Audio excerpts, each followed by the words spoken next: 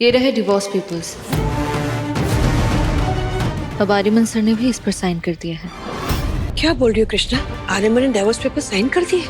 कैसे?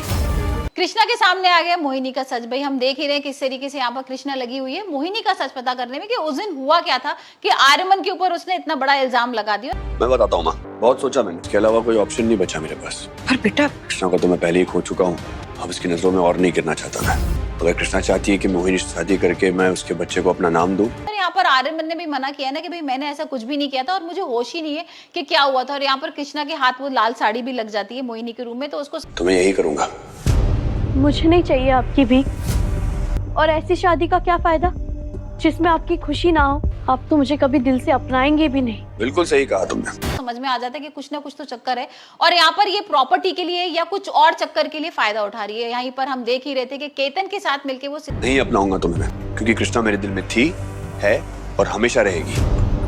हमारा रिश्ता किसी कागज पर साइन करने से नहीं शुरू हुआ था और ना ही इस कागज पर साइन करके खत्म होने वाला है। तुमने कहा था ना। सिद्धार्थ का पता भी लगा लेती है और सिद्धार्थ को पकड़ भी लेती है मोहिनी के साथ। अब यहाँ पर वो अंदाजा ही लगा रही है कि हो सकता है कि तुम ये सब जो कर रही हो, इतने सैक्रिफाइसेस जो कर रही हो, अपने होने वाले बच्चे के भविष्य के लिए कर रही हो। सिद्धार्थ और मोहिनी यहाँ पर मिले हो, क्योंकि यहाँ पर सिद्धार्थ भी बाहर ही रहता था ना, तो हो सकता है कि मोहिनी उसकी फ्रेंड हो और प्रॉपर्टी वगैरह के लिए सब नाटक कर रहे हो। तो तुम यही समझ लो कि हम सब उसी के लिए सैक्रिफाइस कर रहे हैं। हमारा डिवोर्स, हमारी शादी, ये सब उस बच्चे के लिए एक सैक्रिफाइस है।